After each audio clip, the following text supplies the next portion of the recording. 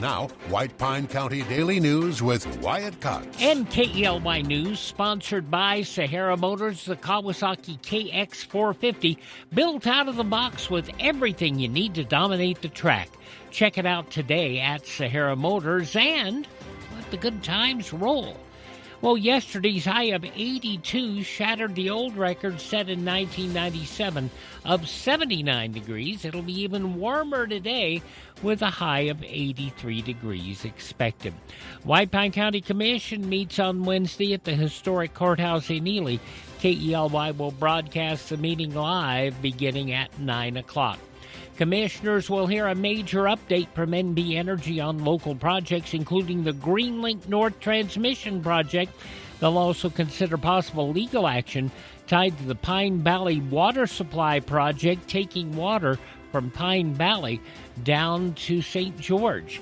And it'll include an appeal to federal land authorities. In other business, the board will interview candidates for a golf course director and may approve a salary range and extended job offer.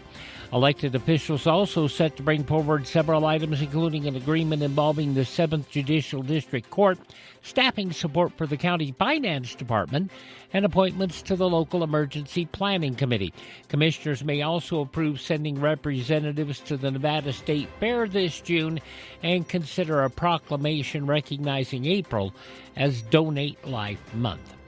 White Pine County deputies responded to several incidents on Wednesday. In Ely, a hit-and-run involving a parked car led to a citation for a McGill man for leaving the scene and drug paraphernalia. Vandalism reported in the downtown construction zone after two individuals walked through wet cement. Jackknifed semi and a reckless driver on state highways referred to Nevada State Police. Deputies also handled a dog bite, multiple disturbances, and a reported juvenile battery. An arrest made outside a local casino. 31-year-old Jesse Griffin of Las Vegas arrested on an active warrant. His bail set at just over $1,300. He is innocent until convicted in a court of law. A quiet week in high school sports. Track team is in Spring Creek today to take on Wells. Junior varsity baseball and softball in Yerington for a tournament there today and tomorrow. Chaos continues in 4A and 5A football in Silver State. A major shakeup coming to high school football in southern Nevada. 30 Las Vegas area public schools opting out of league play to avoid powerhouse Bishop Gorman. NIAA Vice President Roland Stallsworth says the move violates the state's realignment policy, and it comes with consequences. Those schools will now play independent schedules and be ineligible for state championships over the next 2 seasons. The change impacts only 5A and 4A football, forcing the NIAA to restructure their playoff format for those divisions. Northern Nevada teams in those divisions will instead face private or charter schools from the South. Stallworth says smaller northern programs continue to improve by competing against strong teams, adding the move may not change who ultimately reaches the championship. A Las Vegas man at the center of a legal battle over ankle monitor releases is back in custody after what police say is his 36th arrest. Authorities say 36-year-old Joshua Sanchez Lopez taken into custody Wednesday by Metro just weeks after being released again under electronic monitoring. Sanchez Lopez missed a scheduled court appearance yesterday, officials citing medical reasons. A judge denied a defense request to delay the hearing as a broader dispute over release conditions continues before the Supreme Court of Nevada.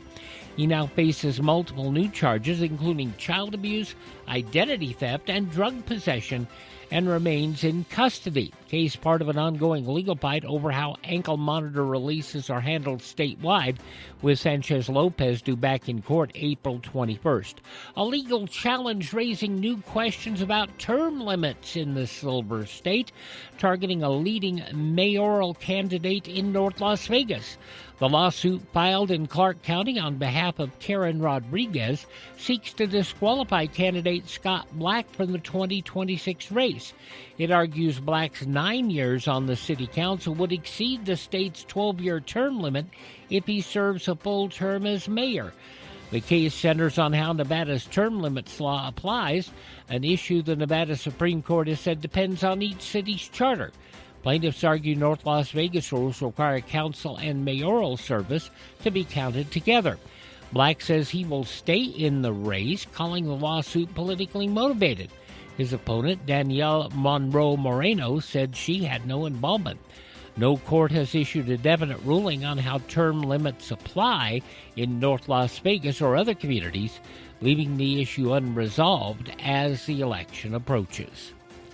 And at 8:17 per Sahara Motors, that's news from White Pine County and the state of Nevada. You see lots of commercials on television telling you to drive a little and save a lot. Dealers wanting you to drive to Salt Lake, Elko, Reno, and even Las Vegas. But ask them one question. What happens if there's a problem? Do you have to drive 3, 4, or even 6 hours to get service? Here at Sahara Motors in Ely, we service everything we sell right here in White Pine County. Shop here first, get our best deal, and you get that best deal by telling Shauna that Wyatt sent you by. Then if you want, shop other places. When you account for the drive, you'll find that it pays you to be a part of the Sahara Motors family. Stop by Sahara Motors, just about a mile north of Ely on US 93. Sahara Motors, we are White Pine proud. Tell Shauna Wyatt sent you by.